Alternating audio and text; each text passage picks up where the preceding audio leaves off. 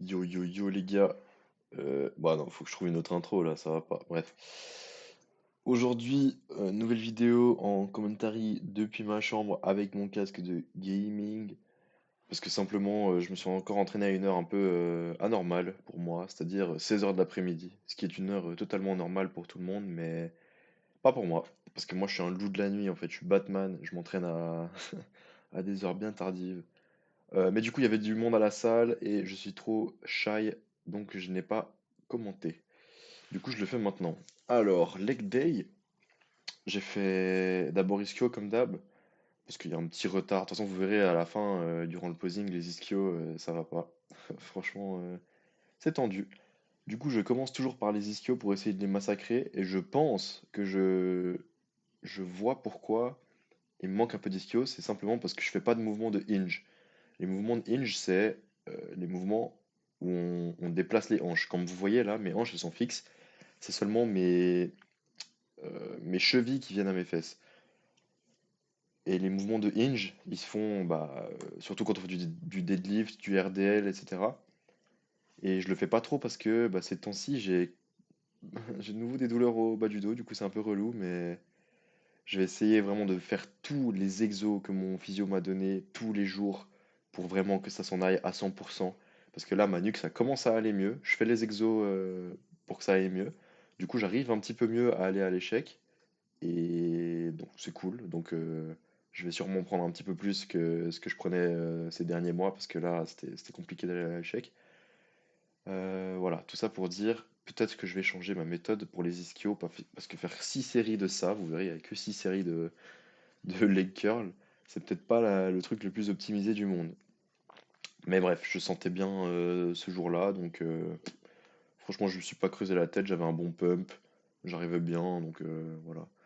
Et on voit là, d'ailleurs, bon, cet angle-là, il est pas nickel pour qu'on voit, mais les fesses, elles se lèvent de moins en moins, et c'est cool. J'ai de moins en moins besoin de faire attention à la forme des fesses. Parce que si vous suivez un petit peu la série, vous avez déjà remarqué, au tout début, je sais plus quelle vidéo c'était, mais on voit vraiment mon cul qui se lève de fou furieux. Et là, je suis en train de dire ça, à tout moment, ça se lève de fou ici. Non, franchement, ça va. Du coup, la forme, ça va mieux. Méthode un petit peu changée. On va changer tout ça. Et normalement, les ischios, ils vont péter. Mais bref. Ensuite, qu'est-ce que j'ai fait? J'ai fait les quads, du coup. Vous verrez, j'ai fait, il me semble, 3 séries de leg extension en superset, enfin bicep du coup, avec des sissy squats, et 3 séries de leg extension jambes unilatérales. J'ai pas fait de presse parce que de nouveau j'ai mal au dos donc je voulais pas forcer. Euh, Pourquoi est-ce que je fais super, enfin c'est du coup un bicep, pas un superset, leg extension et sissy squat. Bicep et superset, la différence c'est que bicep vous faites 2 fois le même muscle. Donc là, en l'occurrence, c'est les quadriceps. Et superset, ça peut être des antagonistes. Ou alors même un muscle qui a rien à voir. Donc je peux faire squat en superset avec du bench, sans temps de repos du coup. J'ai oublié ce que je voulais dire, mon Dieu. Mais ouais, normalement demain, la vidéo qui sort, c'est les bras. Et vu que je peux retourner le soir, la vidéo, on sera de retour avec le format original. Parce que ça me plaît vraiment plus de yap durant la session. Là, j'ai le micro qui est en train de charger, j'ai pas oublié, j'ai pas fait le gueulement. J'ai le petit boîtier récepteur qui se branche à mon téléphone qui est ready. Là, je suis paré pour faire cette petite session. Du coup, en plus, je sais que les bras, c'est une vidéo que vous kiffez un peu plus. Parce que si on regarde les stats, ah bah d'ailleurs, c'est ce que je crois que je vais pouvoir le faire en live en fait. Si on regarde les stats, tac, si je vais sur mon tableau de bord YouTube, ouais, les vidéos qui vous plaisent le plus, c'est vraiment les bras, les pecs, le dos, dans l'ordre, hein. Et ensuite, c'est vraiment les jambes, voilà. Donc, les gars, faut commencer à soit faire les jambes, soit arrêter de les haïr, je sais pas ce qui vous prend, mais mon Dieu, je me fais attaquer par, par mes figurines, là. Mais ouais, les gars, faut arrêter de haïr les jambes, parce que ça donne un look, mais tellement incroyable à votre physique. Genre, c'est ça. Si vous voulez faire du body, en tout cas, quand vous êtes en, je sais plus comment ça s'appelle, en classique, l'espèce de vous voyez souvent les athlètes, ils font un peu un X avec leur corps. C'est-à-dire que vous avez le V du dos, ça beaucoup de gens en parlent, mais l'espèce de V du bas du corps, c'est bah, les jambes du coup. Donc pour faire cet effet X un peu, donc la taille fine, les jambes bien larges et le dos bien large, bah, les gars, il n'y a pas de secret, il faut faire les jambes. Du coup, arrêtez de skip les jambes. On vous voit, et c'est sûrement les mêmes d'ailleurs qui skippent l'arrière d'épaule, qui font pas de cardio. Ça, c'est un petit peu un CSC, mais vas-y, tranquille.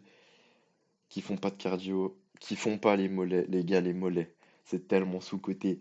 Il y en a plein qui disent qu'ils peuvent pas prendre de mollets, je sais pas quoi, c'est génétique. C'est génétique de rien du tout. J'avais des mollets de coq de fou, je ressemblais à Booba il y a un an. J'ai commencé à faire les mollets tous les jours, et ça a changé du tout, tout, tout. Je dis pas que j'ai des mollets énormes, mais en tout cas, ça se voit que je l'ai fait. Donc, si vous regardez, je sais pas qui avait des énormes mollets, Lee Priest par exemple, lui, ok, il y avait un petit peu de génétique. Mais croyez pas qu'il les faisait pas, les mollets. Genre, y a pas de secret, hein. Même si vous avez une génétique de fou furieux, si vous allez pas à la salle, on n'a rien sans rien, hein. Vous pouvez même pas connaître votre potentiel génétique bah, si vous n'allez pas à la salle. Enfin, à un certain stade, vous savez. Parce que par exemple, on voit, bah, moi quand j'ai commencé, j'étais déjà bien sec, j'étais tracé de fou, j'avais déjà un petit peu de bras, etc. Donc on pouvait en quelque sorte deviner le potentiel génétique qu'il y avait derrière. Mais si vous n'allez pas à la salle, vous le verrez jamais. Si vous faites 50 kilos, bah, vous avez des bras de stickman, quoi. Je suis désolé pour ceux qui font 50 kilos. D'ailleurs, grosse force à vous, les gars, parce qu'on a tous commencé par là, hein. On a tous commencé à de skinny, ou alors que ce soit à l'inverse, hein, qu'on ait commencé plutôt gras. Bah, de toute façon, on a tous commencé quelque part, donc c'est en aucun cas une critique. Mais voilà, si vous ne faites pas de sport, vous verrez jamais votre potentiel. Je sais même plus pourquoi je disais ça. Ouais, je parlais des formes de X du corps des athlètes en body. Mais du coup, voilà. Morale de l'histoire, ne skippez pas les jambes, les gars. C'est vraiment incroyable. D'ailleurs, si vous avez de la peine à prendre aux quads, euh, le, le- dès le jour où j'ai commencé à implémenter les sissy squats en bicep avec les leg extensions, ça a, je vais pas dire transformé mon physique, mais ça l'a changé quand même pas mal. Parce que en parallèle de ça, je faisais aussi du squat lourd. Ça, les gars, le squat lourd, c'est un cheat code de fou furieux. Si ça vous va, en tout cas, que vous n'avez pas de douleur au genou, que vous n'avez pas de peine à descendre bien bas, que vous pouvez surélever un petit peu les talons pour hit plus les quads, c'est magnifique. Donc si vous avez la bonne morphologie pour faire du squat et que vous kiffez cet exo, franchement, foncez, foncez, foncez. Parce que c'est un exo lourd.